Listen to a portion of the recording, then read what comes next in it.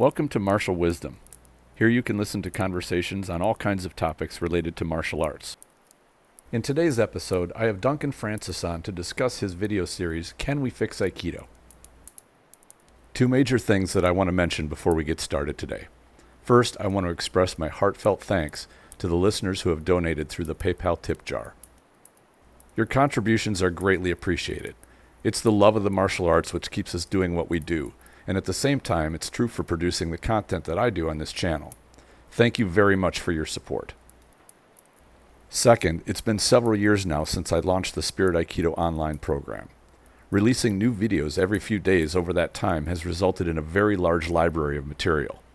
It's coming up on 300 videos, and I have more on the way. This is a great way for you to get training and practice ideas which I've gathered from my own Aikido training, gleaned from other instructors, and taken from other arts. Recently, I've covered several techniques where Nage initiates contact, integrating wrestling movements such as the duck under, guillotine, and ankle pick. There are also numerous videos on how to deal with a common street situation, the clinch.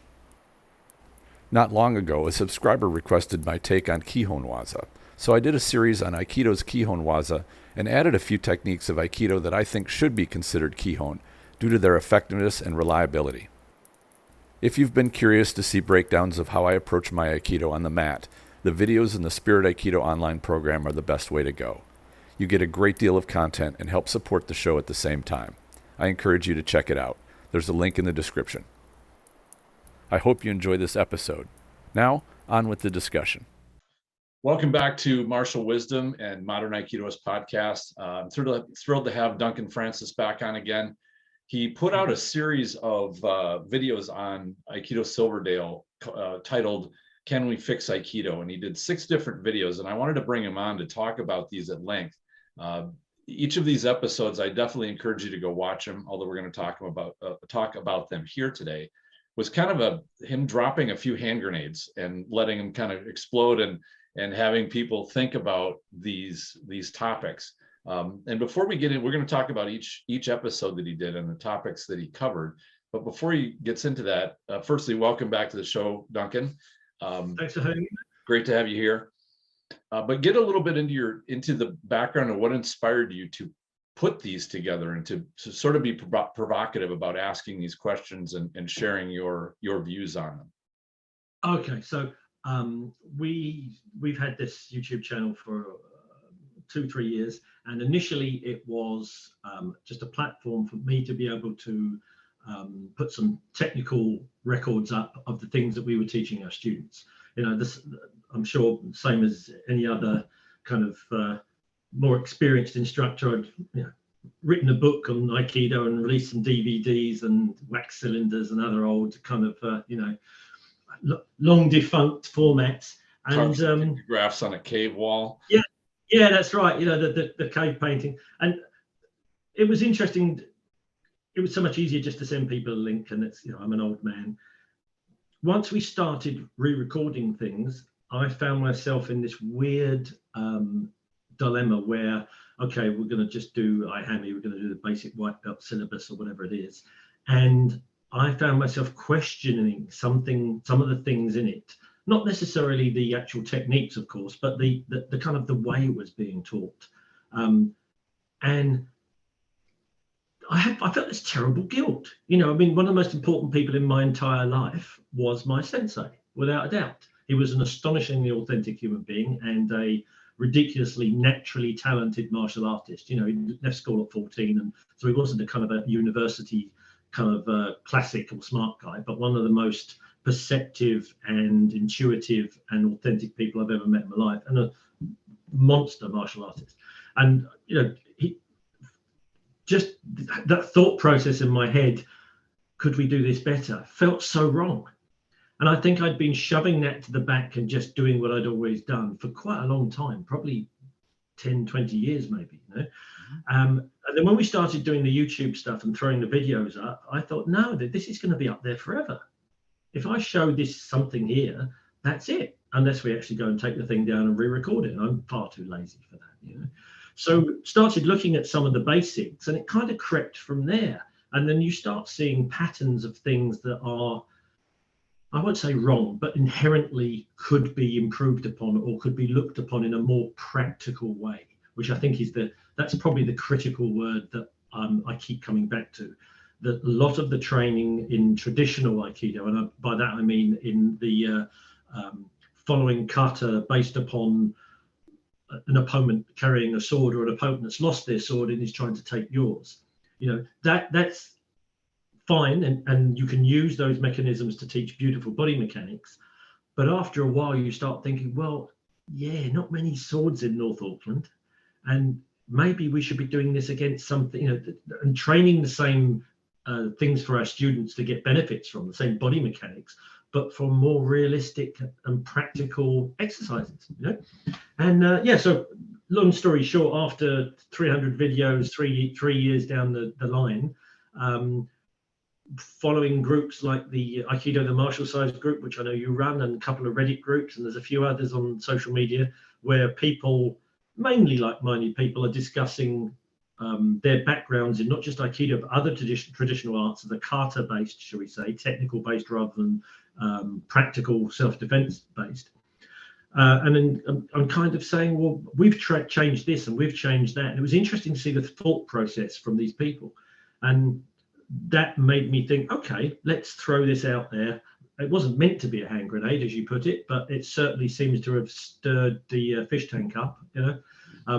Still waiting for some of the sediment to sink. But about 85%, I think, of the responses on all of the videos, and some were more controversial than others, but about 85% has been supportive, either in principle or they've said, yes, but have you thought about it from this point of view? But generally thinking along the same lines of how can we perhaps not modernize, but just make this more relevant to a society that can take their kids out for a Sunday lunch and they'll be showing UFC and people getting beaten to death in a cage on the television. That kind of thing is now part of our day-to-day life. And to be training a martial art that doesn't even formally teach strikes just seems insane to me. So the very first one we put up, to stop me ranting, was about kneeling pins, because that was the first thing when I was doing the technical videos that we addressed. Ikkyo, Nikkyo, Sankyo, and you finish with the lovely kneeling pin and the entanglement, the gurami, whatever I do. And it's great. It teaches lovely biomechanics. It teaches the toshi, connection, all of those great things. But you could teach those probably in a better way.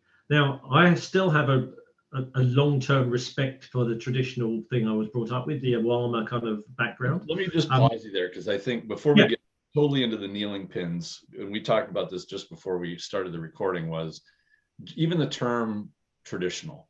And for me, this is something that is so, I think, misunderstood.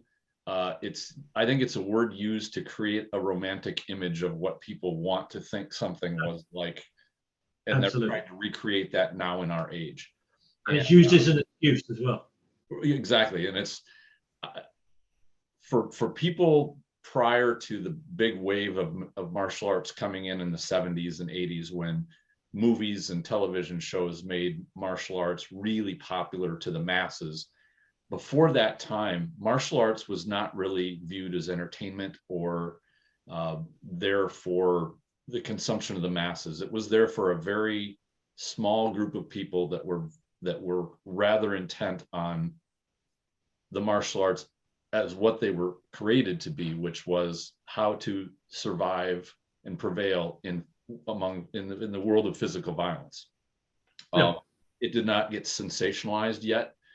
It was a very down-to-earth a very down-to-earth pursuit, regardless of what martial art you were talking about, whether it's wrestling, boxing, kung fu, any martial art prior to about the 70s was no nonsense. It was not.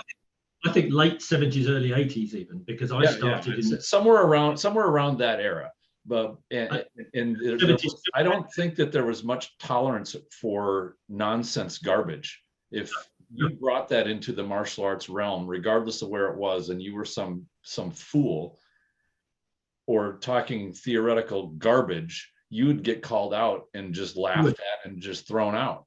and so I really do believe, and granted, I'm not old enough to have met, Sensei or any of his contemporaries, either in Aikido, Judo, or any of the arts, but I really can't believe any of them having much patience or tolerance for just some of the nonsense that came into the martial arts after the huge entertainment wave made it popular. Yep. And to say that what is tradition, well, where do you put the flag in time? Where do you mark the tradition? Is traditional what it was done in the 80s? Was it traditional what it was done in the 60s? Was it traditional what was done in the 40s or in the 20s or turn of the century? But you go back farther, and there wasn't. I don't think there was the nonsense in martial arts that there came to be later, with the charlatans and the people that wanted to make money and they wanted to cater to the ignorant lay people. They didn't know any better. They didn't know what they were being taught is just ridiculous nonsense. So I liked the terms that you used, which were theoretical and practical. I think those were the words, right? Yeah, we tend to, yeah, I mean, they're just as good. Technical and applied is the technical and applied, yeah. So and technical training could still be kata, it could still be something traditional, or it could still be just study of, like in Koryu Jiu-Jitsu, where they look at kazushi in a very, very, very fine detail. Exactly. That's got it. That's got it. And looking back, I can't see many martial artists that were so steeped in just kata that had no practical application that they didn't know what they were talking about. Because if all you do is kata, you can, with your imagination, you can come up with a lot of weird explanations for why you're doing what you're doing that don't have any grounding in reality. And that's, there are modern arts that have made kata just because they're fun to do, and entire arts that are contrived entirely out of theoretical hypotheses and made to look more like movie martial arts, because that's what young people like to do. And they, whether it's lightsabers or what have you, you can't, that's not going to be a practical thing. No, I mean, this we approach this on the video four in the series, the bullshit one. Right. Yeah. So we'll cover this more, but I think one of those things, if I could press a button and fix one little part of Aikido, it would be, what do you mean by traditional? And before you, not you, but before anybody throws that word traditional out, know what your definition of traditional is. And if you're looking at tradition for what Sensei's generation of martial artists were, what we're doing now is not traditional at all. In fact, I think the word would be contemporary. Yeah. We have an Aikido that is unrecognizable from what it was when Sensei was alive. And at best, we're just a pale shadow of what it was. And it's even that is distorted almost beyond recognition. I mean, it's a whole nother conversation, but that in itself, I think there's many factors you could blame that on. One of them is the sockets or the system, the idea that when your father dies, you inherit the family business or the martial art or whatever. That's just, I understand it's Japanese culture.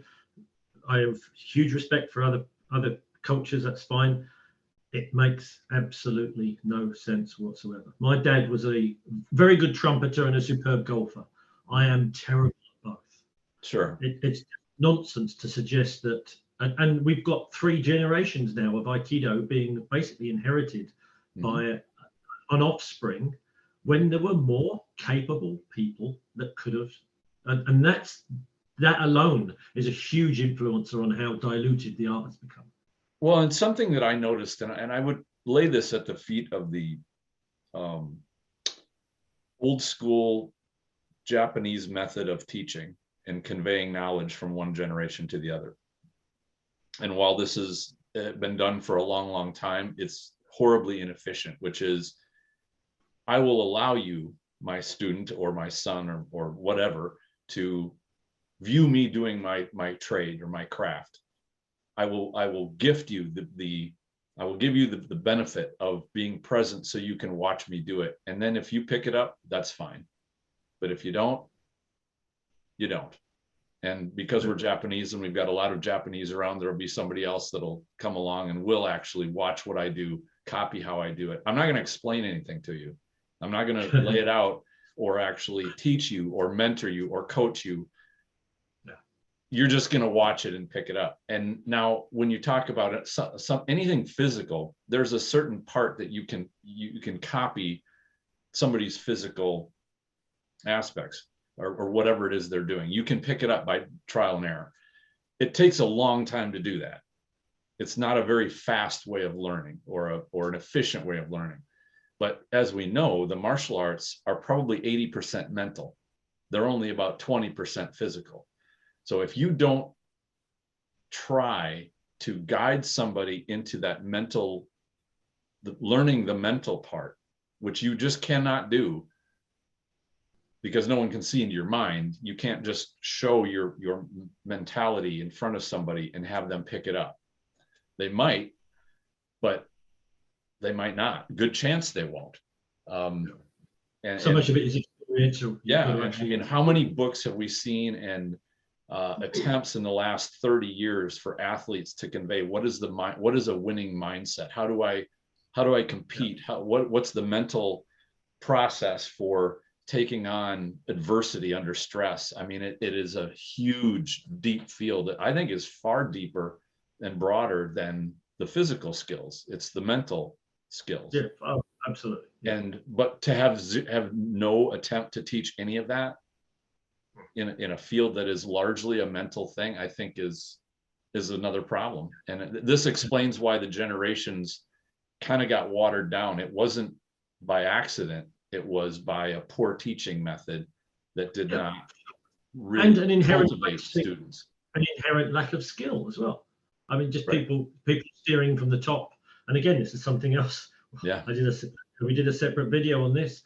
There was a 7th Dan, I won't give any more details, but doing a demonstration of Tenkan that was, incorrect in literally every single detail. And the comments were turned off underneath, so it obviously had an absolute hammering in the comments initially. Sure. So they hadn't taken the video down. Mm-hmm. And it was just, a simple technical principle like that is taught to newcomers Mm-hmm. should be something that's universally, it's a universally accepted thing. It is a certain thing. It is an apple. It's not an orange. And this person was basically saying it was something completely different and demonstrating it. I mean, if someone had just come on the back mat for the first time, it would have still been terrible. It was. I mean, I would. And these are the people that are providing top-down, like technical guidance for the art at the moment. Well, and I think that while I applaud people for trying to pick up and now trying to explain what it is they're doing, if there's a gap in there where they never got a good explanation for exactly what they should be doing, why, how they should be doing it, to get effect out of it, the effect that is desired, other than telling Uke, all right, do what the choreography says so that I can succeed now, which I think that is the big red flag trap is, do you need a well-programmed Uke to make your techniques work?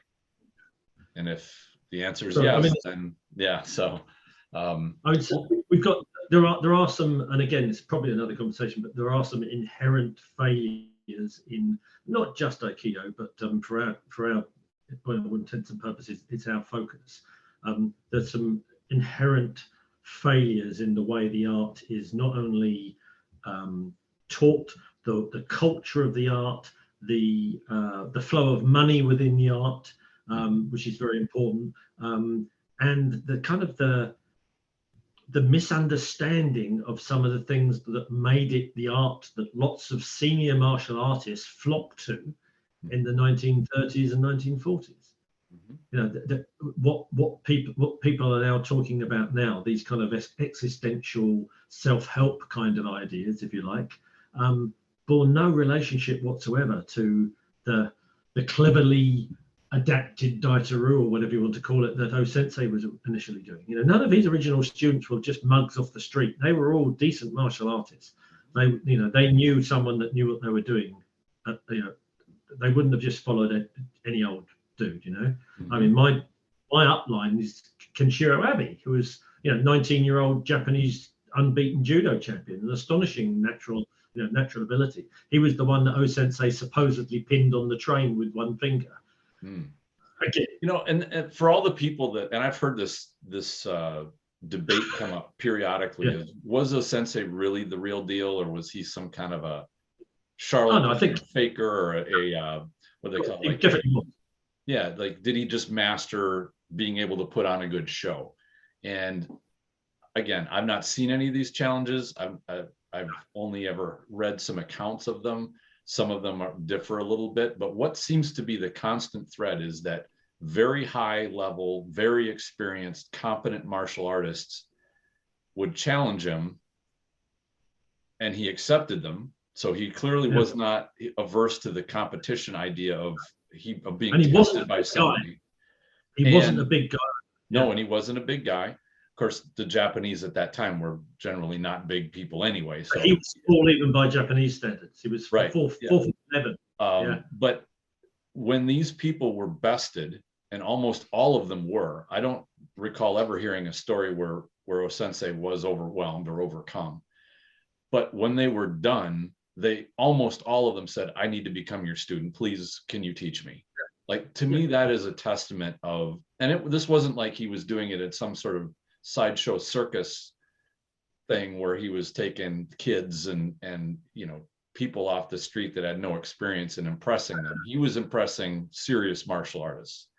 And no, I've talked to people that trained with Sensei, people like Ken Cottier and Chiba Sensei and a number of others, and they all obviously they're in his later life, and they all have their own personal stories. Bob Nadeau's another one, but they all said he was an extraordinary man for sure. He had something about him. Some people just have a charisma. They all said that some of the things you think look like people are falling over, his timing and his ability to kind of lead you off balance was astonishingly high level. So that was another thing he had. But on the flip side of that, they all said that he was, well, some are more polite than others, especially the Japanese people I spoke to, but they said he was wildly eccentric. So I suspect in his later years, there's 2 or 3 stories about him doing some real crazy stuff. Getting on a train and his ukideshi with these bags getting on, and then him jumping straight off and waving to him going down the tracks, and so I suspect in his later years he was a trifle eccentric, but there's no doubt that he was the real deal as far as having an astonishing natural technical ability, as you say. Otherwise, these people wouldn't follow. And in my experience, of all the people that I've run into that have been extraordinary martial artists, they all had one thing in common, and that was an extraordinary will to excel.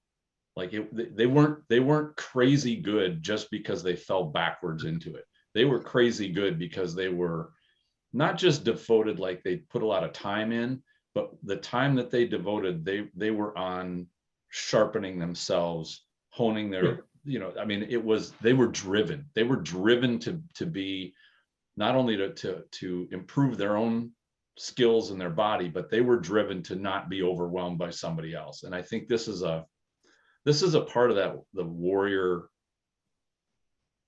mindset that I think a lot of people will not necessarily have a stomach for. Let's put it that way, especially among people who say, "Oh, I don't want to do competition. Competition is bad. We should only ever be competing with ourselves," which is somewhat true, because in competing with yourself, you are driving yourself to not rest where you are right now in terms of your skill. You want to improve yourself. But when it comes down to that person challenges you, you have to have a will not to get beat, because you can have superior conditioning, superior movement, superior martial skill. But if you don't have the will to win and your opponent does, he can have less skill, less conditioning, less strength than you, and he can beat you. He can overcome you by pure force of will. And I think that that's one of those things where, and this is a whole nother conversation too, but as a martial artist, that is a factor. Your passion to succeed and prevail is a factor in your success, not just your physical ability or your, how many times you've done your katas or how precise you are. It takes that mental will as well. Yeah, I mean, absolutely. Yeah, it's. I don't know. I think Aikido has dug itself into a hole now where I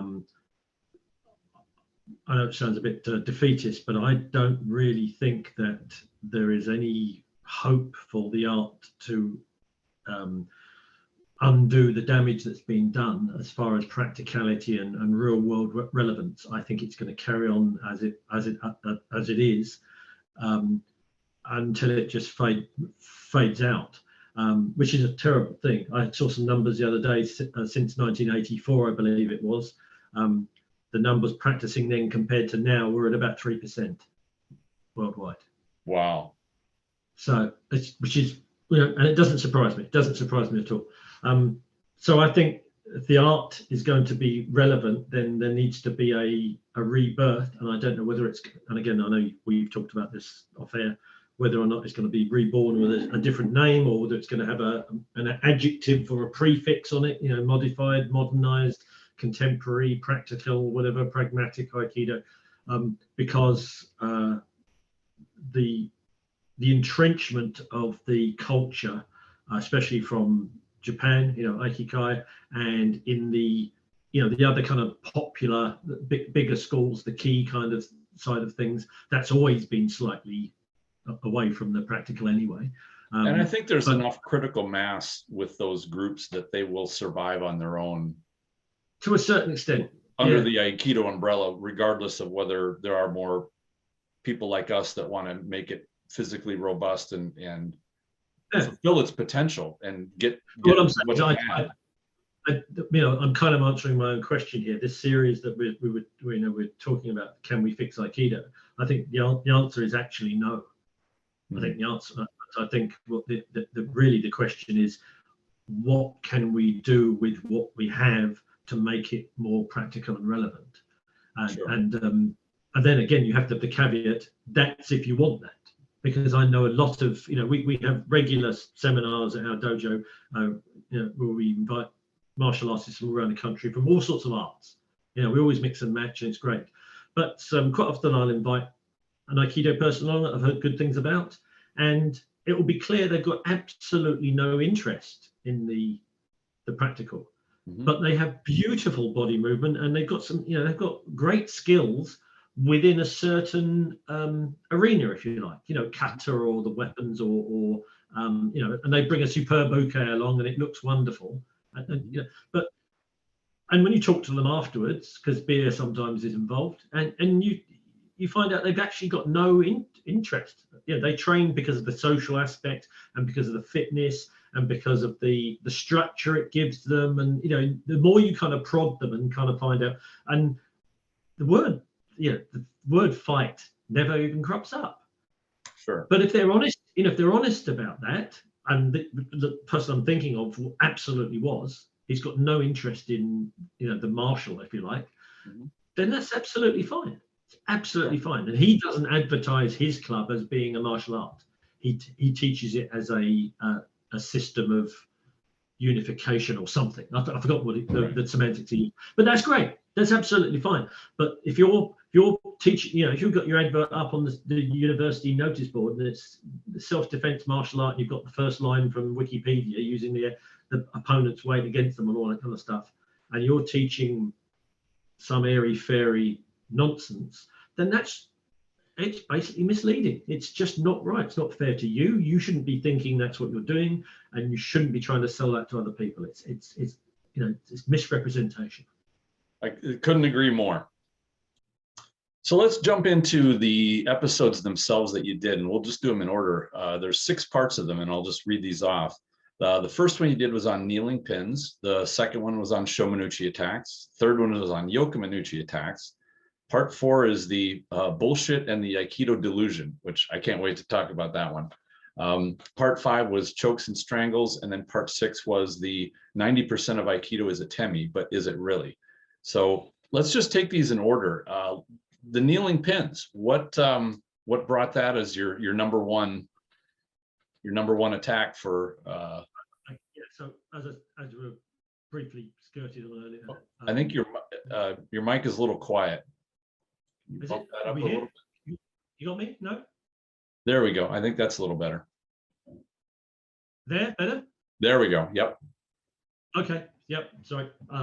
Yeah. So as we said earlier, the initial idea about putting the YouTube channel together was so we could put our technical stuff up for students to have a reference for. You know, they could do a class, and then you can say, "Oh, look, I'll flick you the link later on, so you've got some reference for it." And it works really well. It's a really good way of, you know, especially for people that don't see and copy. You know, they need multiple inputs for the same thing to reinforce it, like myself, you know.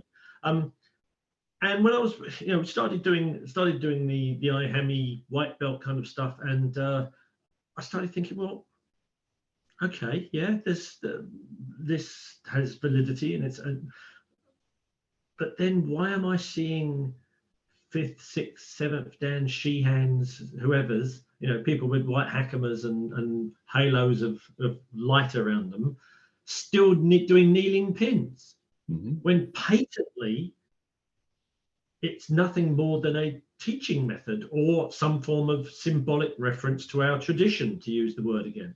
And you know, if I'm going to do an Ikkyo, for example, style shoulder pin to keep my opponent on the floor, the very last thing in my mind is to kneel down in his armpit, even if I've got a decent angle on his shoulder and all that kind of stuff, because there's a good chance then at the 180 degrees I can't see, one of his mates is going to be wandering up and kicking me in the back of the head.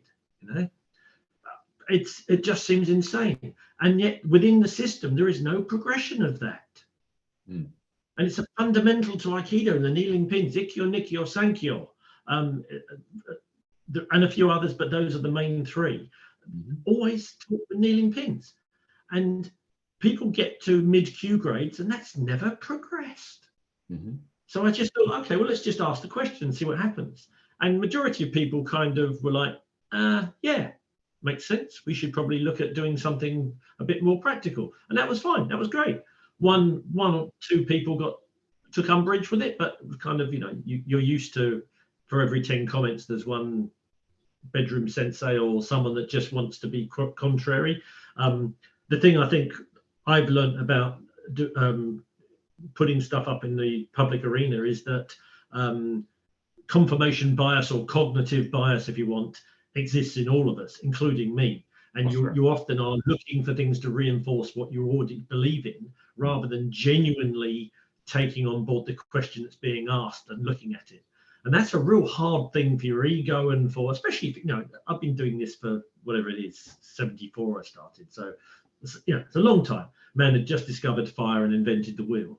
So you kind of think that you're a bit of an expert. You can't, you know, and I'm, you know, I'm realistic about it, but you kind of at least accept you kind of know what you're talking about. And then when someone kind of confronts something that you hold dear, it's quite a thing to, and when it's yourself, when you're basically confronting something that you've held as a truth, it's a hard thing to process. And the kneeling pins were the first thing I thought, well, we could do something about this. So I don't know if you remember, about 2 or 3 years ago, we had a conversation about formally changing our syllabus, and what that would involve, and how that is such a heart-rending process, because it's what was passed down and has always been done, and was like, you know, it's like the Bible.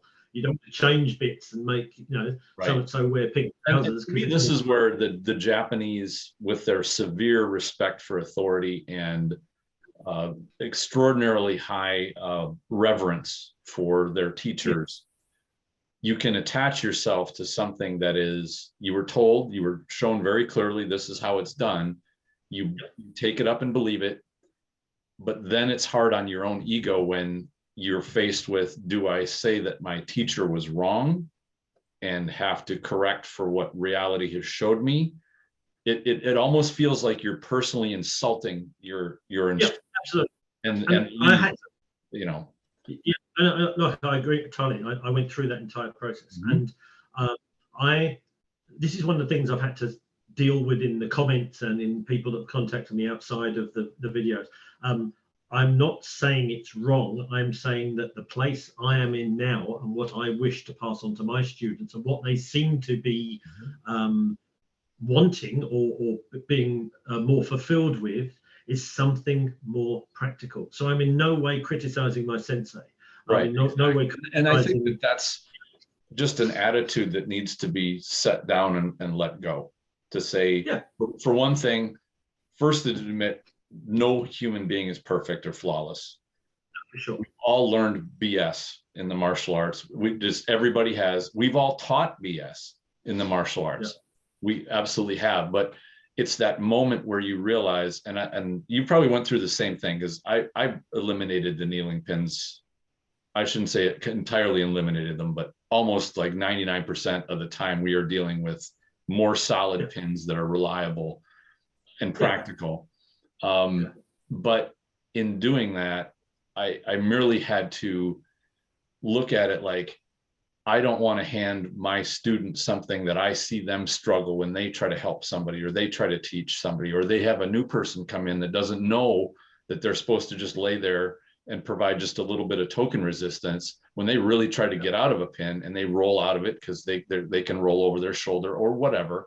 Like I dealt with that with my instructor, and I got to see, the instruction of, okay, well, here's how you got to, swivel the arm up and all of the stuff they get to fix it, which still kind of went haywire. When I start playing around with something against a more live uke and say, all right, I want you to keep me from pinning you on the ground.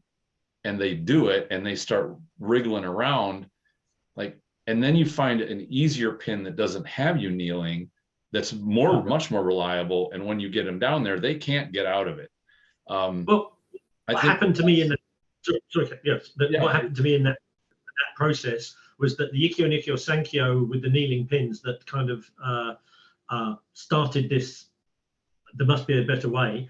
The technique, fourth principle, Yonkyo, which I am not a huge fan of at all. No, me neither.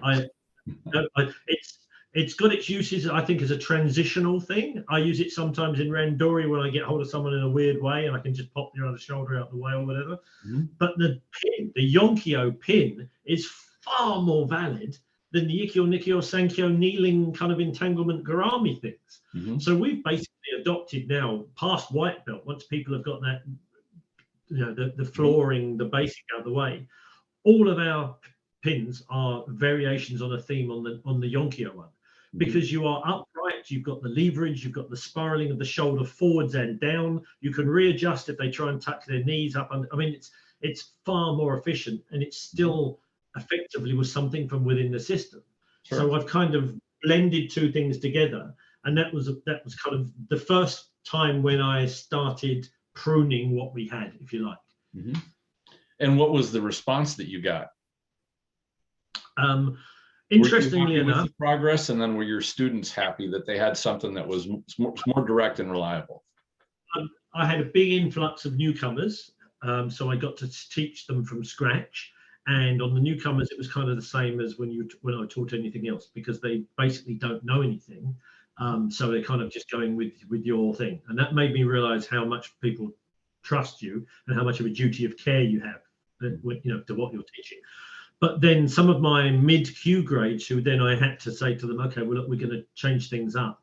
Some of them have already got because New Zealand is a land of immigrants. Virtually everyone here has come from another country, pretty much, and so lots of them have done other arts in other countries to quite a good level. And the polite relief on their faces when I said, look, I'm going to start trying to tweak what we're doing and make it a little bit more practical. You could see it was something that those of them from a jiu-jitsu or a boxing background or a whatever the different, you could see they were quite pleased that had been, shall we say, acknowledged. And that opened up a completely different dialogue between myself and the students, even people that had only been training with me a couple of years, because they've got 3 or 4 years in jiu-jitsu. We were then talking about So I'd say to them, what parts of your jiu-jitsu training did you find the most practical and the most, most valid and rewarding? And they'd say, well, this, and this. So that's the kind of things that we've now been assimilating into what we're doing. So we've got this chimera of a syllabus, which was initially stimulated by us looking at the kneeling pins as something that could probably be, I should call it upgraded or adapted for more proper use for within my own personal environment. That's probably the politest way of doing it.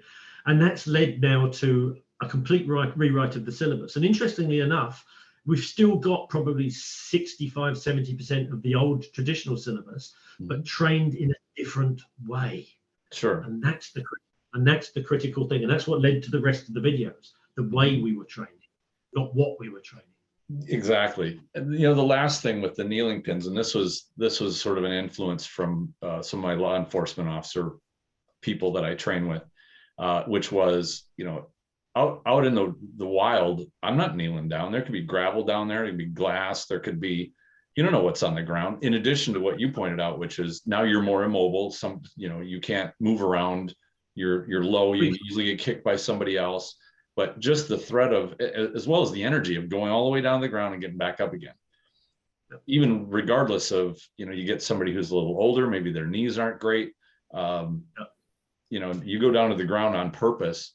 And what I've adapted and really like this is, if I'm going to kneel, I'm going to kneel on uke. They're not, no gravel, no ground glass, and I can put my weight on them, and that makes it much easier for me to pin them down. And I can get back up really quick because I didn't go all the way down. So. For sure, absolutely. We train with a Systema guy sometimes who's an ex-police officer, and he's adapted a lot of things that he used to use in the job. And exactly what you just said, the kneeling pins where you're putting your weight on the top half of the shoulder, you're rolling that shoulder forwards rather than the point of the knee causing pain.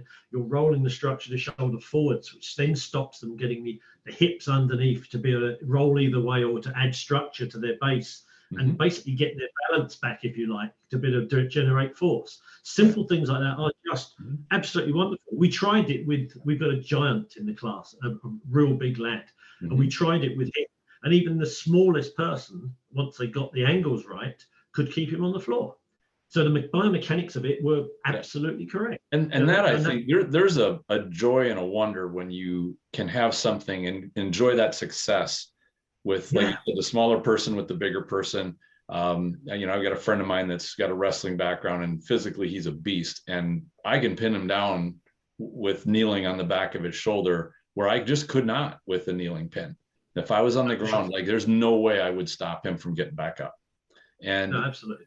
And I think that passing that along to students and letting them feel that capability, like that they can succeed even with overwhelming strength in somebody else, I think I attach that as my duty as a martial art instructor. Like that's the magic I'm trying to convey, is that level of ability. I couldn't agree more. And I think by opening your thinking up like that, not just following, I use the word rote, if you like, but opening your thinking up slightly, I now have variations on a theme on some of these basics that I will use for different body types. So if you've got a very slight petite person, you might have something which involves full body alignment and an otoshi and real, absolutely everything thrown into it. Whereas if you've got someone that's a bit heftier, you might do something which allows them to keep a hand free, so they've got the opportunity to make Atemi or to use their phone or whatever it is, and you build those things into it as are applicable to the individual student. Whereby if you were just following it, Ikkyo is this on the floor kneeling, and that is the way it is done, there is none of that flexibility. And again, it just makes for a better experience for the students, I think. Absolutely it does. And when I shook up my syllabus, the next logical progression was changing the test criteria. Like especially that, because the way the system that I got, the first test was very structured. The attacks and the defenses were laid out. Whereas from the second test on, the instructor would call the attack, and the student picks the technique that they are the most comfortable with. So that's where they start getting their own Aikido. Sort of they start classifying like what works well for them, and it will change as they progress up and learn more. They'll get more things that, you know, in each test you have to do more defenses from every single attack. But that first one, boy, I shook that up quite a bit, and I kept a couple of things that were in there from the original test, but I added a lot of things in there that and changed them. I didn't want to have the test go, usually it's about 20-25 minutes. I didn't want it to go any longer than that. But one of those things was, and the kneeling pin kind of comes in there, is I want the kneeling pin to be their absolute most reliable go-to. So they should start that from day one. And and you can get into more other stuff later, but it's the stuff you do the most that will lay the foundation groundwork for that test. And I think that that kneeling pin was my number one. If you're going to mobilize somebody that you take down, this is the way to do it. And it has been very happy with that. And it's nice to see students who can take a bigger person and pin them to the ground and still be upright, and they can kind of smile with confidence because they know that they're, you know, that they're not going anywhere. Yeah, absolutely. Well, let's now get to the part 2 and 3, and I think are going to be kind of similar with talking about the Shomenuchi attacks and then Yokomenuchi attacks. Well, let's go after Shomenuchi attacks first. Yeah, well, the Shomen and Yokomen, I separated them out. They were going to be a one video, but it's more to do with the way they are viewed in, you know, popular in Aikido. Shomen, you know, this kind of formalized, you know, I mean, it translates as precise head strike, something like that, you know, and it's always done in an exactly straight line. It's always done with a kind of a rigidity, and quite often the distance is terrible. People don't even reach people's heads, but it's such a symbolized attack. And, you know, I remember questioning it decades ago, and someone said, "Oh, well, it's from, you know, it's from a sword strike, but it's useful anyway because it teaches you to any vertical, you know, linear attack." And I kind of thought, okay, that vaguely makes sense, and just didn't think about it much more. The reality is, though, is that you, unless you are going to be facing someone with kendo experience or something like that, no one really is ever going to hit you exactly vertically like that. So the Shomenuchi attack itself in the wild almost doesn't exist. And I've had people, you know, people commented on the video, "Oh, someone hits you with a bottle or something." It's not Shomen. There's always going to be an elliptical, you know, you give a baseball bat to people and say, "Hit me exactly on top of the head 100 times." And then you know, they're all going to be slightly, because people naturally rotate to generate power. That straight down thing is a swordsman thing. You know, I did see about a year ago, there was a video, I think it was about a year ago, a video emerged, there was a knife attack, and a lot of the people that had argued that Shomenuchi is an attack you would see in the wild were kind of like, "Hey, check out, look at, you got to see this." You know, the attack kind of like, you know, the dagger strike, and it hits the person in the chest, and I think any of the attacks are theoretically possible, but I think you're right, and I don't.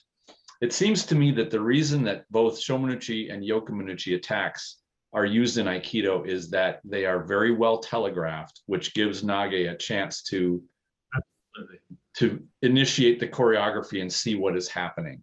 And it's such a simple and basic attack. I agree with you that the diagonal is more common.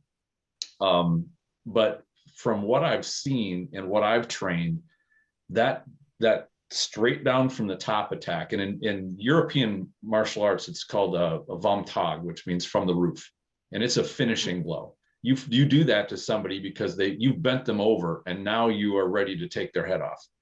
So, but it's not an opening shot because it's so easy to see coming. And, you know, I mean, unless you're a lightning kendoist that can flash a sword in there, you know, very, very quickly. But the idea that you're using your forearm like a sword and swinging it like a sword, even if you look at hammer fist strikes, they don't work the same way as a sword strike. They follow the same arc, but that doesn't mean that they are. But even if we accept, even if we accept that there's some validity to them existing, most of my students only train twice a week. Mm-hmm. You've got the few people that come to all 6 classes and are just super dedicated, but most people twice a week is people have got families, have got other lives. We're not in feudal Japan. People aren't moving into the dojo and just doing it all day every day. Mm-hmm. So why would you waste their mat time getting them to defend against something which is so unlikely? It's like defense against a corn cob or something. Why not a punch in the face, which is very likely to happen in a fight? And if you spend an hour looking at street attacks and ambushes and fights, you will see 59 minutes of that. You will see overhand rights, roundhouse swing, absolutely straight up punches right to the mouth. I mean, to me, that's where you allot your training time for the percentage of the stuff that somebody's more than likely going to run across. Couldn't agree with you more. So we were in that same how do I align this with my conscience so that I can still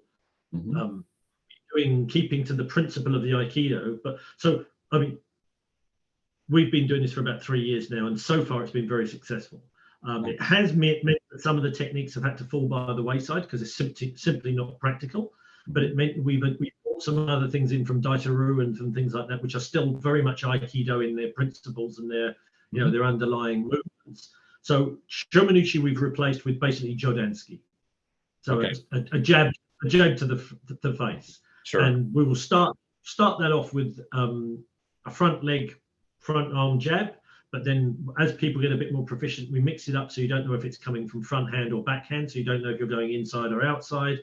And it just becomes, and it means that for less experienced people, we can do it with an open palm strike to the forehead or something, and they still get the distance, they still get the threat of something coming into their head. And we've got the rule that all of your strikes you intend them to land. You could be going 50%. You can, but your intention is that you are going to hit that person. And we never want to see an airy fairy thing that's just being put out. There's no point in that whatsoever. Sure. So we always have that intention of strike there to make the training valid, even if it's watered down or adapted for the level of the person you're training with. And it's worked fine. Some things with Shomenuchi have made it quite difficult. I must say I still do the Yo Sensei for the Ikkyo and Nikkyo Sankyo, where you instigate the attack. So you're flicking out a back fist or an open hand to try and get your partner to make a flinch reaction. Then you're catching that arm and taking that into a technique, because I think that has real use. That's second phase fight stuff, but it's still really so that's in our Shomenuchi as well, in that level of training. But the Yokomen, this idea of a straight arm being the same as a roundhouse or a hook or an overhand is nonsense. It's there. Because this is just, you block that in the middle, anywhere in the middle from elbow to fingers, and you've blocked it. You block an overhand too near to the elbow, and it's going to curl around and smack you in the back of the head. It's vastly different. There's one thing that bothered me, and to this day still bothers me the most about the Yokomenuchi attack, is that when you load back, you're raising this hand, and this is the signal. What you should really be watching for is the shoulder dropping back. If you're looking for a hand and that hand doesn't come up, but the shoulder drops back, I mean, the shoulder's only moving maybe an inch. Or, I mean, if it's a big load up, it'll be a couple of inches. But if you're looking for a big hand and don't see the shoulder because you're not used to looking for the shoulder, like the shoulders, don't watch the hands. Hands are quicker than the eye. The hands will deceive. But if the hand is low and behind, it's the shoulder that's going to give away that the hand is coming. And so, I know my students have really told me they like knowing exactly what to be looking for. And it's not like you should be staring at the shoulder, but if you watch how the shoulders start to pivot, you can see the load that's coming for the punch to come. And the earlier you pick it up, the better chance you're going to have of dealing with it. Couldn't agree more. And by training something so formally, I mean, it's almost like a metaphorical attack, Shomenuchi and Yokomenuchi. You are actually taking out the student's ability to start learning tells. Right. And you know, which is huge. If you can't read a tell, it's a massive part of self-defense. Even the body, you know, we were watching some videos the other day. You know, we've got a little online group and people post stuff, but you know, just a security cam from a bar, and you know, people talking to the bouncers, and you can see there's a kind of and then you can see the people starting to get a bit bouncy like this, and there's the monkey dance on some people, and the bearing the chest, and the you know, the fingers, and all this real exaggerated stuff. But then guys coming back, and you can see that there's this, that you just know they've come back and they're in trouble. There's nothing broadcast in their body, but then you see the shoulder drop, and you know that it's going to go. Yep. And that should be like a neon light flashing when you see that shoulder drop back. You're training like this. I mean, we talk about delivering a tray of cakes thing. You know, you know, but Yokomenuchi's like, you know, would you like an hors d'oeuvre, sir? I mean, it's right. It's farcical. It's absolutely farcical. If you've got any serious intent on training with practical outcomes in mind. If you just want to do the cooperative flow and the whatever else it is, but the problem again is like we said earlier. I think people convince themselves that what they're doing is a genuinely functional art because that's what's being told to them, and they have trust in their upline. And I just, you know, this is the whole point of the series was to try and just get people to question their current reality. And you know, if one person has gone back to their sensei and said, why do we do this? As far as I'm concerned, that was worth uploading, you know? Absolutely. You know, and the thing I noticed is that once I started working with my students and training them into dealing with roundhouses and overhead rights, and if you go back to Yokomenuchi and Shomenuchi, it's very easy for them to deflect them and I don't want to say catch them, but redirect them and engage into technique. I mean, it's almost child's play. Well, yeah. It's not like you're losing a lot by not doing those attacks. If you have the fundamentals to deal with more realistic attacks, they translate perfectly into Shomenuchi and Yokomen. You're not losing much by, and I don't think I've even taught those in the last 4 or 5 years. But whenever somebody will ask about it or the topic will come up and we say, all right, let's play around with it a little bit. I mean, my students just go through it like butter. It's easy. But one of the things as well, which leads us on to the next video, which was the bullshit delusion one. Definitely. I'm looking forward to this part. Is that by training Yokomen and Shomen, you can do any of the, let's say there's 10 techniques in Aikido, core techniques, 5 pins, 5 throws, for the sake of argument. There's lots of different ways, but you know, from Shomen, you can do them all. From Yokomen, you can do them all. You know, look at this great system we've got. The minute you make that Jodan skin, it's a punch to the face, or you make it a roundhouse or a hook or an overhand right or whatever. Some of those things just really don't work. True. And it makes you feel like, I mean, like, you know, from a decent swinging, trying to get Kotegaeshi on, which is a great technique in lots of situations. If you've gone to the inside and flinch reaction blocked and then filled in and taking balance, to then fart around and small muscles, you know, motor skills to try and put that wrist lock on to hope to drop someone is a wildly inefficient way of dealing with the situation. Especially if, you know, we all know the deal. Your heart rate's up over about 115 beats a minute. You start losing more fine motor skills unless you are extremely fit and extremely well trained. So farting around, and your attacker is not charging you anymore. Yeah, for sure. He had to have stopped his body for you to start dealing with his arm.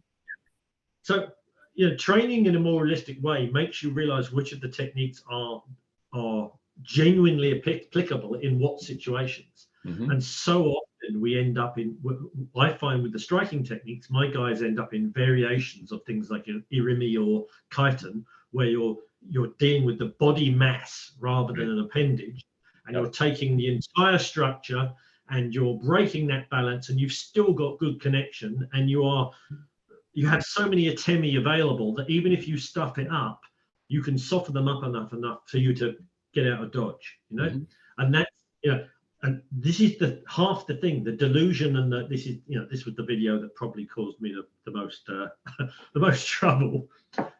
That people believe their own whatever it is. They think that, you know, harmonizing. What does Uke want? I hate it when I hear someone say that. What does Uke want? I don't care. Mm-hmm. I'm not ballroom dancing. This guy's trying to punch me in the face. I don't care what he wants. You know, as an Aikido practitioner, I want to make sure that he hurts me as little as possible, and that I can control the situation to my advantage as quickly as possible and with the best possible outcome. For me, that's Aiki. I'm trying to get the highest ethical thing. I don't want to just smash someone and kill them every time. I want to get the best possible outcome I can. But I don't care what he wants. He wants to punch me in the face.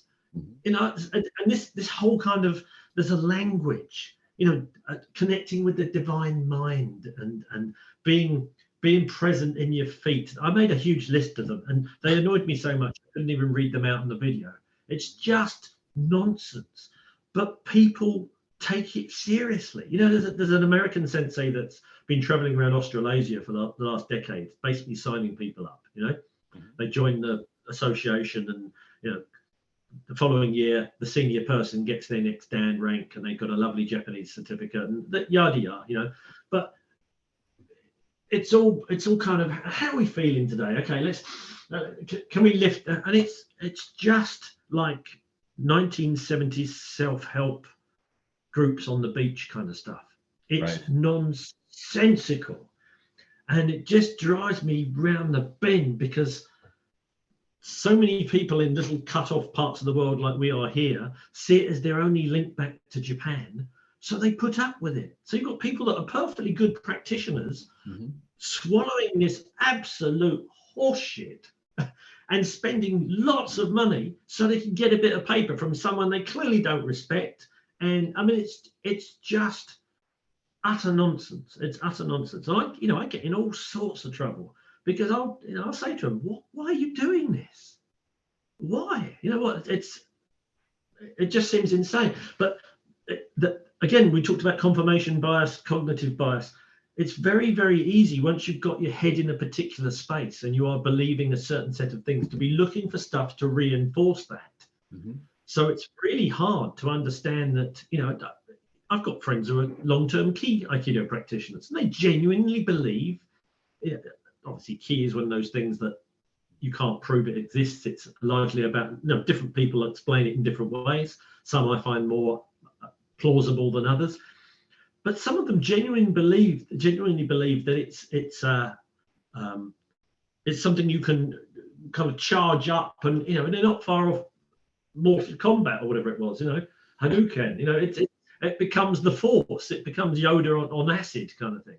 You know, one thing I've noticed, and we've got a Ki Society group here in the city that I'm in, and we sort of crossed paths in the past. It's been a while, but the one thing I've noticed is there is a part of the Aikido realm, and they kind of really like this part of, they don't want to be part of the martial art aspect, but they like doing these kind of Ki-based sort of I call them parlor tricks, where you can kind of impress one another with, oh, look at how biomechanics sort of work based on your attitude and your mental outlook, which there's a certain validity to the mind driving the body, absolutely. Yeah. But the idea that there's some kind of a power there, and this is what I always come down to, is when people are pursuing power, and I would call this the same thing as the people that want to do the Ki blasting, or the yellow bamboo folks that want to, you know, knock somebody over at 20 feet by shooting Ki balls at them. They are searching for that power. They want to have that. And, you know, you get off in the weeds somewhere, and, you know, you get these groups that are claiming they can teach you how to levitate, how to heal your body, how to walk through walls using Ki, and all these other things. But it's still at its root, the pursuit of some kind of a power. Of course, you know, they so want to believe it that they'll put aside their basic part of their logic that says, how on earth am I ever going to be taught to walk through a wall? or to levitate, you know. But human, when the desire to have that power is so great, you will lie to yourself and say, this is possible. You know, there's a market. Those people have wallets, you know, so. I mean, religions, cults, I mean, people will suspend logic because they want to be part of something which gives them a hint at a possible, as you say, a power or something, you know, unachievable. And not only power, but fantasy is seductive, because it gives you what you want to hear, not so much the truth. And you know, this is the Russians have a great saying, and it says, "I would rather be slapped with the truth than kissed with a lie." And I think that the martial arts have catered to many people that want to be lied to. They want to be told that they can have access to this tremendous power. But in the end, you know, they find out that no, it's not. It's basically like a group hypnosis of a company. No, for sure. And it happens in lots of different lots of different areas of life. I think Aikido particularly suffers from it, though, because of the nature of Sensei post-war. Him talking about unifying the world through peace and unifying the world through the martial art of Aikido, which, when you think about it, is kind of okay. How do you unify people through a martial art when it's maybe I just don't have the mental capacity to understand. I mean, but there seems to be so many kind of ununderstandable things within Aikido that can be kind of sprinkled into sentences to make whoever it is in the current upline appear to have enlightenment or knowledge or some kind of superior. And people that are looking for a guru, or they're looking for a leader, or they're looking for something to base their whatever it is on, and everyone has an aspect of that in them, I think, just follow like sheep, and just because, you know, and then the next generation of people start spouting the same nonsense. I think this is really a terrible thing in Aikido. There's so much of it. Right away, you know, as you said, unbendable arm and the projection of ki and weight underside and all of those kind of things, whilst they are based in, if they were explained through biomechanics and practicality, they're valid. But when they're explained as if it's some kind of Yoda-like, you know, force, it becomes nonsense. Well, and I think that's what we're talking about is the proclivity for basically cult behavior, where you get a group of people that will basically tell each other lies that sound really great, and they want to believe them, and people gather because they want to believe in that fantasy delusion because it sounds fantastic. And you know, unfortunately, by coming into a realm where there is an expectation of being able to defend yourself, if you're looking for power, you're looking for it for your own benefit, flat out, whether they want to admit that openly or not. That's what it's there for. Self-improvement, that's about becoming more powerful. And then to say, well, but I would never use it, or I would, you know, then you get into the kind of the pacifist realm where, okay, why would you develop a power that you're never going to use, or you refuse to use because of, you know, some kind of an ideology? And that's not to say that I think that there's a discipline, and this goes back to ancient Greece, where the idea was that the perfect human being, and at the time it was males because they were the physical part, but I think this applies to females too, especially in our age. It is, you need to have the power to protect yourself. You need to have the power to at least have a chance, not to say that you need to be invulnerable, because we know that that's impossible, but you should have the power to protect yourself, your family, your community, not be helpless. And that's kind of a duty. If you don't have that, the only reason you live is that you were either lucky, you never run across a serious threat, or you're just hopeful. And I find that luck and hope are not strategies. You know, Well, no. or you hope for the mercy of a predator or of somebody who is strong, and hope that they will let you live, or you know, allow you to keep whatever it is that they want from you, and decide not to take it. But you know, but what I was saying about going back to ancient Greece, it talked about, you know, you need to have prowess and strength, but it has to be tempered with philosophy. It's not a replacement. Training physically is not, you can't replace that with being spiritual and being a philosopher, because then, I think Plato said this, is basically then you're just weak, you're helpless. Yeah. You know, whereas if you have physical prowess and you don't have the temperance and the philosophy side, now you're just a brute, and you don't want to be either one. You need to have that perfect meeting of both. That is the great thing about Aikido as an art, I think. Yeah, and I think that echoes almost all warrior cultures. I mean, you know, there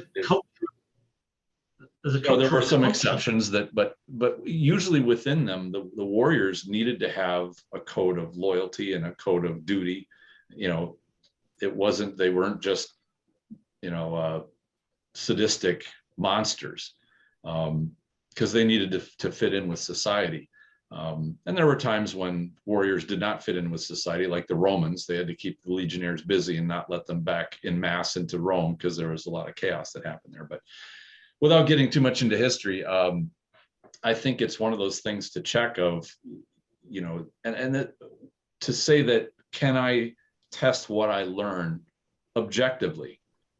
Can I see that it works? Can I increase the intensity of my training to see and test that I'm keeping my feet on the ground and not I'm floating around in some kind of fantasy world?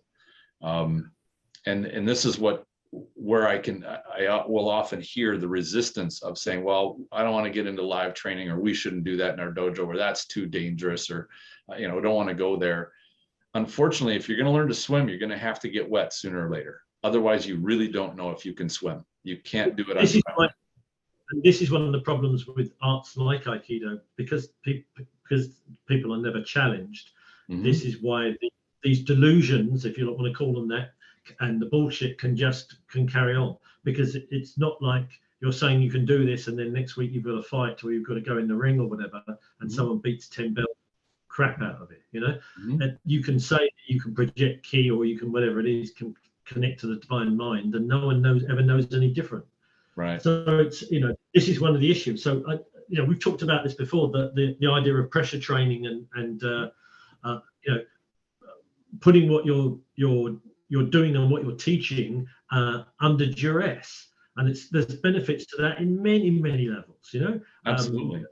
You don't build true confidence until you face those challenges. Yeah. And you know, you do it in a graduated way. You don't just throw somebody with the wolves, but every periodically through their training, they need to get challenged. And when they increase their skills, they need to get challenged beyond them just a bit, so that they keep getting more and more. But well, I know we're cruising through a lot of these topics, and let's get on to the chokes and strangles one, because I remember there were some interesting comments about that came in after you dropped that hand grenade. Yeah. Well, for me, as I mentioned earlier, when we started dealing with the modernized strike, shall we call it, modified strike, so replacing Shomen and Yokomen with you know, punches and roundhouses and stuff, one of the things that clearly became apparent is that passing the arm and getting to the back, which is a basic of jiu-jitsu, mm-hmm. you know, it was something that just became inherent in the training.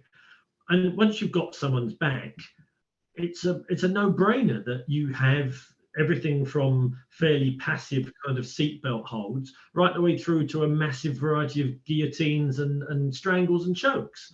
Mm-hmm. And in fact, if you get to somebody's back and you don't do it, you're kind of overlooking one of the easiest ways of immobilizing somebody. Absolutely. But it's not formally taught in the majority of Aikido. Now, I've seen Chiba Sensei use chokes. My old sensei occasionally would say, and of course you've got this if you want it, There was a couple of older guys in our organization back in the UK that had got Daitaru backgrounds that would put chokes in at the drop of a hat, you know. But you don't see it in modern Aikido dojos.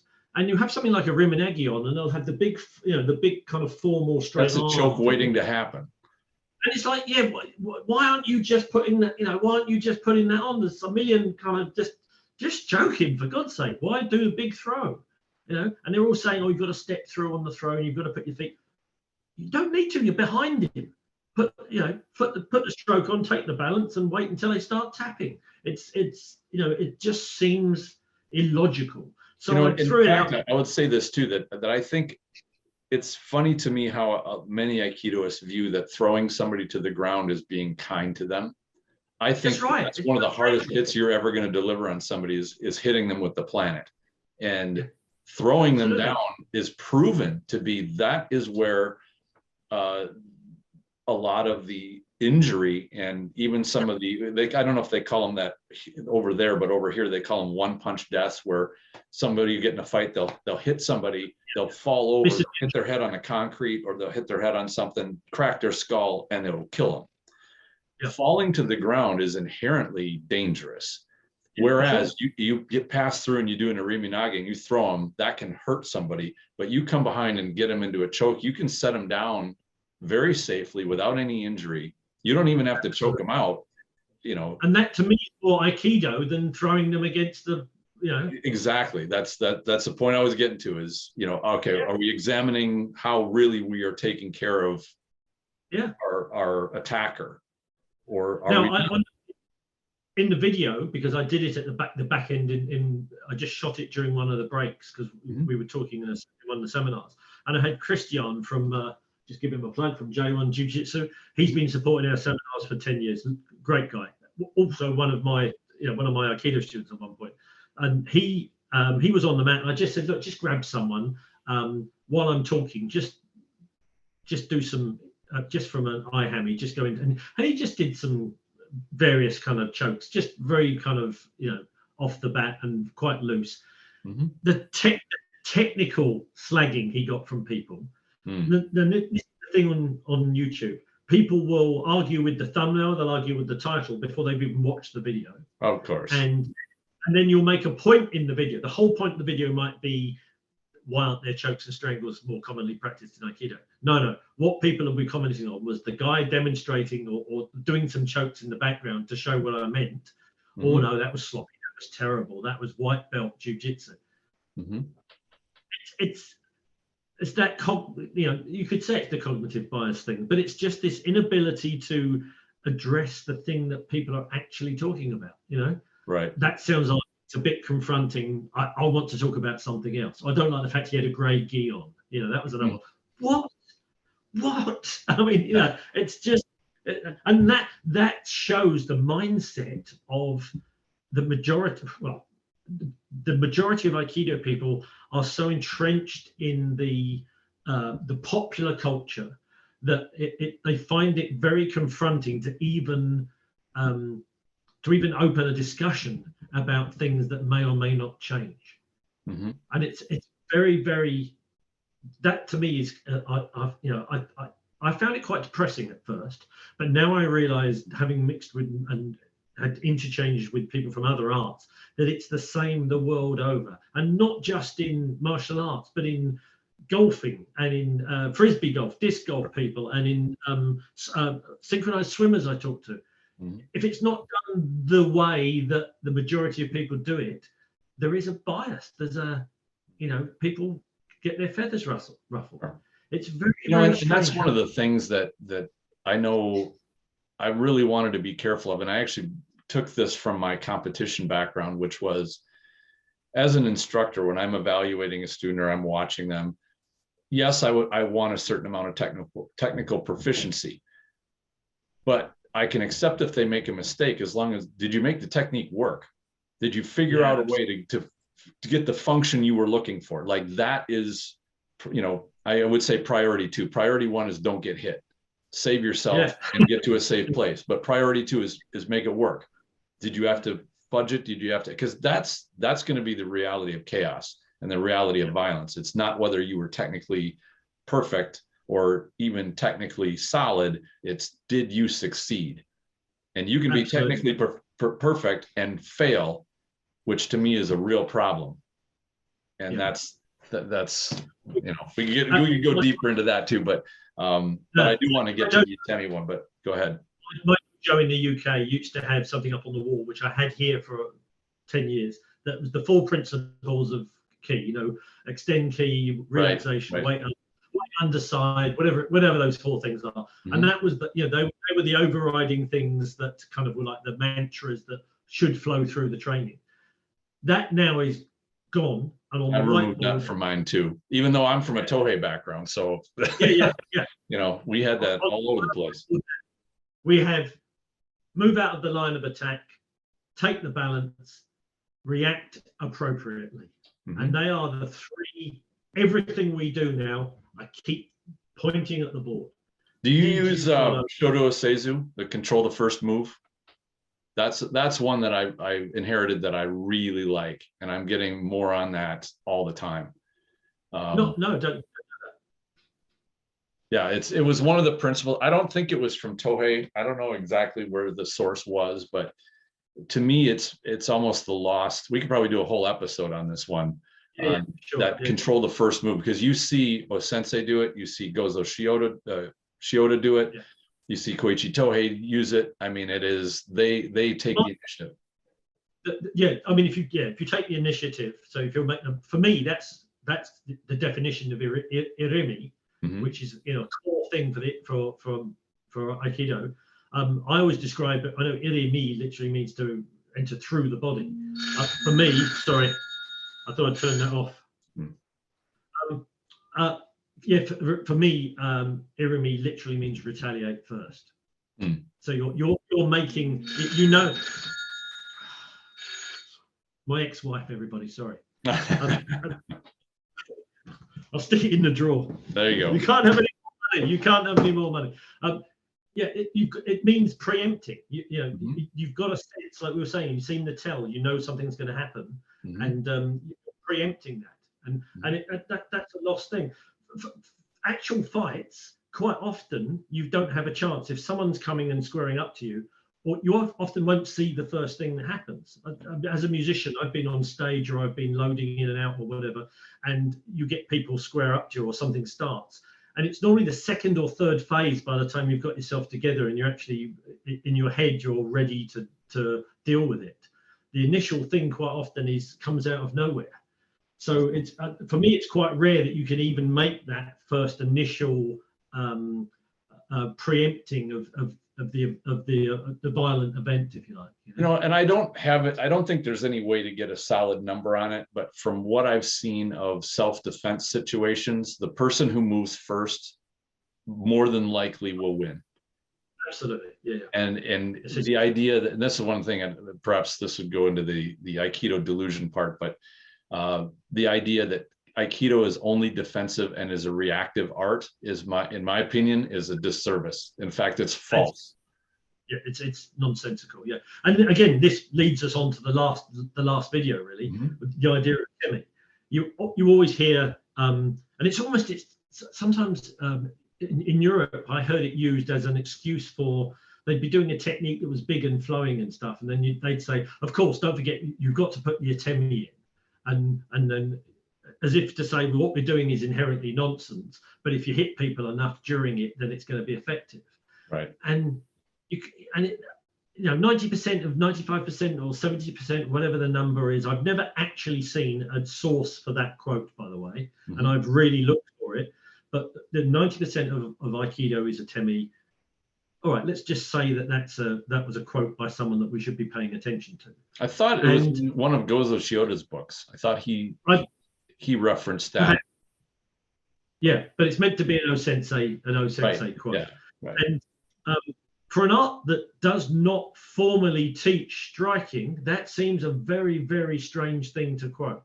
I've never been to an Aikido school.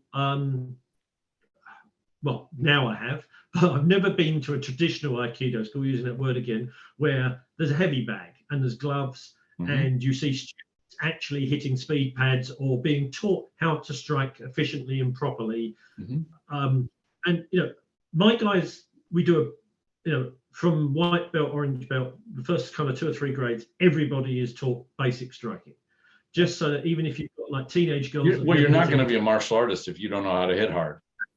But just so they don't, also so that 2 things: so if they are striking something, they don't hurt themselves by hitting with a bent wrist or weak grip or whatever. But also so that when they're training with their partners, they're giving their partners something realistic and practical to train against. Right. Otherwise, they're doing a disservice, as you say, to their partners. It just breeds ineffective training. As far as Atemi is concerned, we've got an overriding thing that you put an Atemi in when it's available, and that can be the nearest part of your body to that vulnerable spot. It could be hips, knees, head. If someone's putting a strangle on and goes near your mouth, you bite it. That's an Atemi as far as I'm concerned. And it can be even your ki or your body language can be an Atemi. It can help to break the spirit of the attack. There's many levels to it. Treading on people's feet. All sorts. I've got a bit of a Wing Chun background, and we use hooks quite a lot. To trap the feet. Technically, they're not really an Atemi, but if you use them in that way to disrupt, you're taking their mind off the fact that you're trying to put an arm lock on or whatever it is. So all of that stuff, but it's just it just annoyed me that it's not taught how it could be taught. Why not teach? If you saying you're a martial art, why not teach your students to strike? Even if you're just teaching the teenage girls that you're worried about hurting themselves, just a straight hammer fist.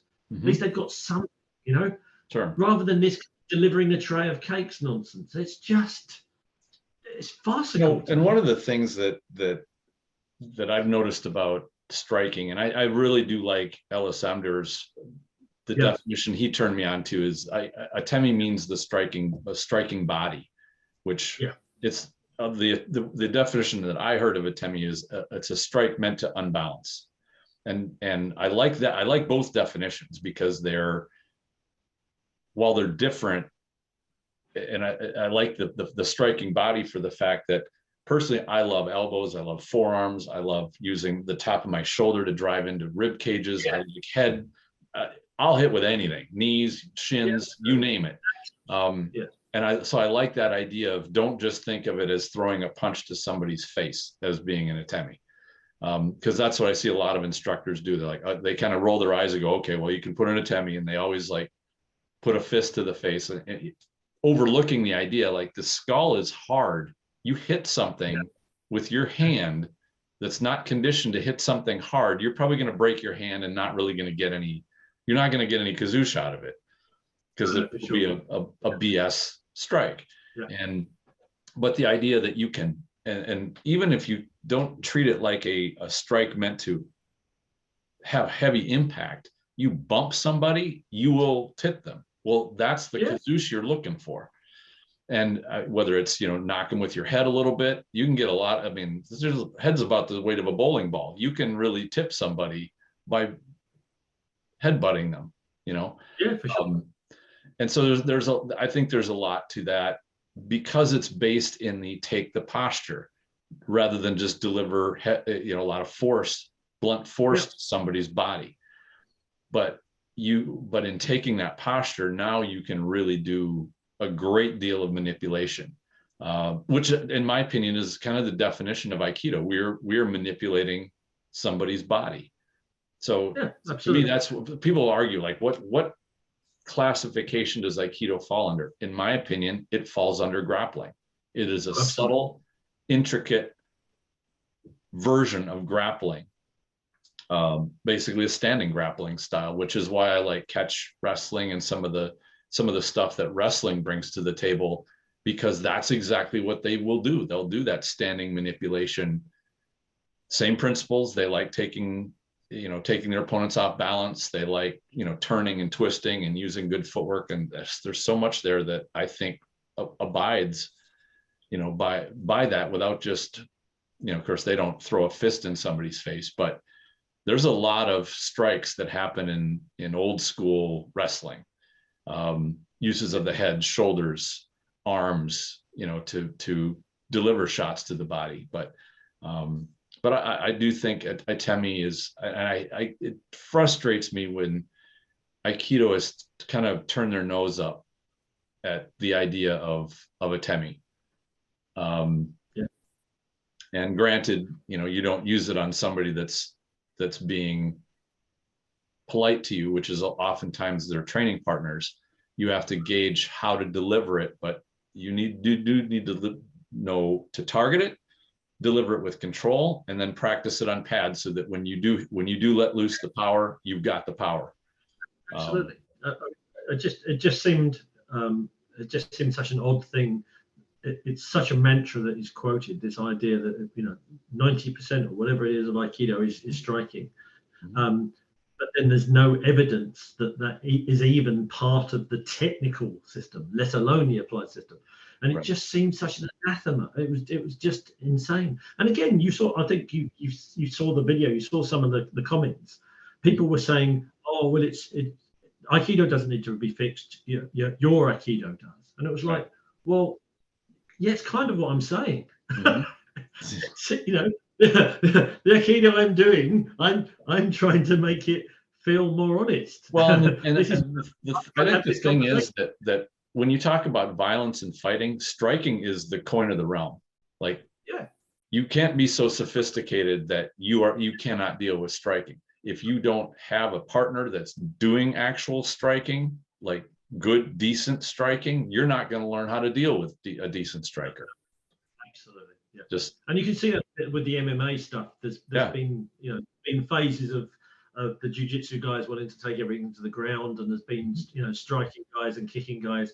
But ultimately now everybody has to have, no matter how good their groundwork is, even the good groundwork guys have to have some striking, because that's just the reality of two people squaring up to each other. Feet and legs are going to go first, because that's the range. You've got to bridge a lot to get in close enough to take someone to the floor. Absolutely. I mean, there's more videos in this series to come. But that's what I wanted to ask you, is what have you got coming next? We've got 2 or 3 things that are we're not sure whether we're going to break them up into separate videos or whether we're going to make them into a single kind of concept. Or one is about the name, the branding. So if we assume that the art is going to be the art and that's it, what do we call the new, more practical, more pragmatic, more relevant, more based in reality art? What answers on a postcard kind of thing, and I'm hoping that in the comments someone will come up with something and I'm going to go, yes, that's the word I've been looking for. I've been using modified in inverted commas. I hate inverted commas, but I've been using that for about 3.5 years, I think. Okay. I know it says practical Aikido. I know modernized Aikido. There was another guy, Aikibudo, he's been calling it. I got a few issues with that because that could kind of mean more than one thing. There was another guy who found a brilliant Japanese word, which for the life of me, I can't remember because my Japanese is terrible, but it meant something along the lines of like progressive or evolutionary or something, Okay. So I feel like there's enough people like yourself and myself, and there's lots of people in various groups kind of hiding on the internet and are, whether out in the open or people like myself that have got nothing to lose, therefore are just kind of saying, look, this is what we're doing, let's talk about it. I don't care because I don't care if no one ever gives me a certificate again. It's because it's irrelevant to me. What I've gotten from people that have messaged me privately and even on the forum and whatnot, I think there are more of us coming. Yeah. Oh, it's a growing thing. Absolutely. And more of us gathering than people realize. It's yep. Sorry. I've had even a couple people message me that are on my Spirit Aikido online program that have written me and said, wow, you give me stuff that I can start changing how we train in our dojo and add fun stuff to it. And they've told me like it's changing the kind of the mood and bringing a fresh kind of air to what we train, which is really great. So, and I know that there are other online programs out there, teachers that are sharing like you are, that are sharing what you're working on. I think that this is going to keep going, and it's going to, it's interesting and engaging, and that's what it needs. I think it needs a branding though. It needs yes. a name for it, that critical mass. Exactly. Otherwise it's not a thing. It right. needs to be, okay, we're all doing modified Aikido, or we're all doing whatever it is, the Aikibudo or whatever, so that then people know it's a thing. And it's much easier for people to, because it exists as an entity then, rather than as a kind of vague idea. I agree with you. Like, I've racked my brain over what to call it. I really don't know. I mean, and this would not be a good name to choose, but basically, to me, it sounds like the difference between Aikido, which is alive, and Aikido, which is dead.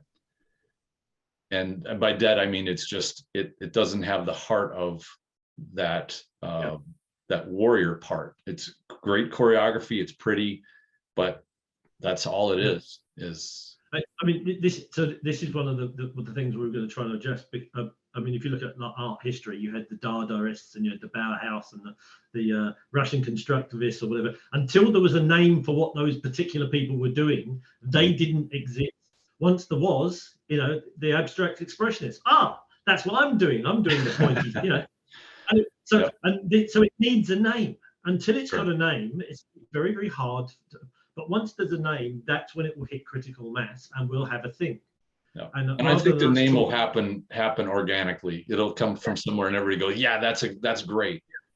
I'm hoping it will come from the video when it goes up. Sure. Someone in the comments will say, well, we've been calling it this. And it's like, it'll be someone like, someone who's good with words like Stephen Scott or someone like that, or Rion or one of those guys. There'll be someone that's kind of used to communicating what they mean efficiently rather than kind of rambling on like a lunatic like I do. I think that having a name on it is like putting the paint job on the race car. It needs the engine and the transmission and all the work under the hood, and that's what people are doing now. And it's great to hear that that's happening. For sure. Because I remember 4 or 5 years ago, people were like, well, how do we improve the image of Aikido? I'm like, unless you do the hard work, that when somebody walks in the door, they don't laugh their way out. It doesn't matter how many posters, or you get a movie star, or you get, because that was the big thing. We need another movie star. We need another, somebody we need to appear in a TV series or something to really go big. And it's like, well, no, we got to be able to deliver on the promise. That's got to happen first. It's interesting that when you have conversations with other people doing the same thing, name to be added at a later date, how similar the things that people have addressed are the things that we put up in that video and a few others which we will be addressing. But it's already a movement, if you like. There is already a pressure wave building, but it just needs something to. I have no idea how it's going to work. Sure. I don't think it needs a bigger head, or it doesn't need a Seagal or a thing like that. No, what it needs is as you say, because if we had a movie star, that just takes it into the realms of Hollywood again. We need practicality. It's maybe it's just 2 or 3 YouTube channels doing similar stuff. Sure. That's the great thing about living things. They always grow. For sure. Yeah. And that's, if we look at our art as a living thing, and Sensei did, I think he had a quote late in his life where he said, I've only just scratched the surface. That Aikido can grow and grow. And that's why I look at those people that want to freeze Aikido in time and have it be, the way that it was and not let it grow, are almost insulting the spirit of what he wanted for his Aikido to where it could go after him. So just to round up, I mean, some of the other things that we were looking at is kicking. I mean, again, I'm from a kicking background, and it seems laughable that there is no kicking formally taught, or You know, the hip throws and you know, the koshinagi in Aikido are, you know, all of my judo and jiu-jitsu friends all laugh at it. You know? Yeah, I really don't care for really Aikido's koshinagi. Even the good guys, even you know, even people like Abata, who was great, you can tell they had a background in other arts. It you know, that needs improving. What was the other thing that there was something? Well, and using it always puzzled me why Aikido almost uses the upper body entirely and excludes things like hooks, sweeps, trips. Yeah, I mean, absolutely. The legs are neglected. Yeah. Almost entirely. And so many Aikido techniques offer themselves to things like, I mean, like when we do Tenchinagi, for example, I teach Osotogari as a variation of that because it's just such an obvious thing. You're already there. Why not put the leg there? You can either do the straight leg extension or the sweep or the reap or whichever version you want. You know, it's there. Why wouldn't you show that to people as something else they can have in there? It just seems insane to me. It seems absolutely insane. So we've probably got another 3, maybe 4 videos that we are going to round off this series with. But I'm hoping by then someone else will have made a noise about something that we can kind of bounce off, you know? Sure. Because I just, getting back to the branding, until there is something that people can get behind, at the moment it's isolated pockets of people and ambition, or whatever you want to call it, vaguely communicating in a kind of a loose network. Until there is until there is an actual movement, I think it's going to be a slow process getting traction. I mean, it's fine for us because we bring it within our own dojos, and that's really all that affects us. But it would be nice to affect some actual change upon the art for what I think is the better of the art. Sure. Well, I think that's happening. It may just not be happening as quickly as we like, but forward progress is still forward progress. So that's the exciting part. While people like you are still kind of, you know, hunting down people and talking about this stuff and getting people thinking about it, at least we're, you know, it's out in the open. It's not something that's being swept under the carpet. Right. And that's the first step, is realizing it's possible. Like, that's probably the most disappointing thing to me when I hear Aikido people will resist by saying, Aikido is never meant for that. It's can't be used for self-defense. It's useless in a real situation. Like, it's like they're giving up. Like, yeah, they've almost admitted that what the art is complete bullshit, and they're fine with that, and they want it to stay that way. Like, to me, that's such a defeatist sort of attitude, and you know, I disagree. I think it has a lot more potential than where it is. You know, and there are some great practitioners out there that are the real deal, and they're, like you said, they're kind of quietly doing their own thing sort of by themselves, and to the point where a lot of people don't even know those people exist. And you know, there are a few out there, but as we gather together and start, you know, learning how to bring Aikido into the modern world and still keep its principles and its effectiveness, and learn to build its effectiveness, to me now that's starting to see Aikido's true potential. Yeah, absolutely. And not treat it like an antique or a relic. So, no, well, cool. Anything you wanted to wrap up with? You got a few more episodes coming. Anytime, any idea when you're going to have those out? No, because we just had our winter camp, so it was 10 sessions or something there that were filmed, so that's all being edited, and we tend to put stuff out in order, but we've probably got 3 of the 4 videos, majority of it done. So it's a case of when it's edited, as soon as it's done, though, you know, it's fairly well broadcast. I've got a couple of guys that do all the promotion on the social media stuff for me, so they're pretty efficient. So I'm sure if you're interested in this kind of thing, you'll see it. Apologies to your viewers for my bloody phone going off. It's a brand new phone. I dropped my other phone in the bath, which was it was my birthday and I was having a bath. You know, it is. And I've got a brand new phone, and I thought I'd turned the ringer off, and I was pressing the wrong buttons. And no worries at all. Old men and technology. So I'll go and ring my ex-wife back in a minute and apologise for shouting at her down the phone. Quite all right. Well, thank you very much, Duncan. This has been a fun conversation. Absolute pleasure. Thanks for having me on. All right. Take care. Thank you.